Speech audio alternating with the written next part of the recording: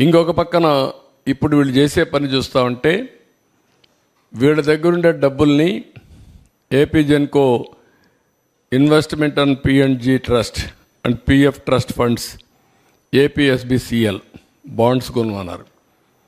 ఈ డబ్బులను తీసుకుపోయి బ్రెవరీస్ కార్పొరేషన్లో పెట్టి ఆ డబ్బులు తీసుకుపోయి గవర్నమెంట్లో సబ్సిడీస్ ఇచ్చుకోవడం, ఖర్చులు పెట్టడానికి ప్రయత్నం చేశారు. అంటే ఈ డబ్బులు కూడా రేపు రాకపోతే గోయిందా.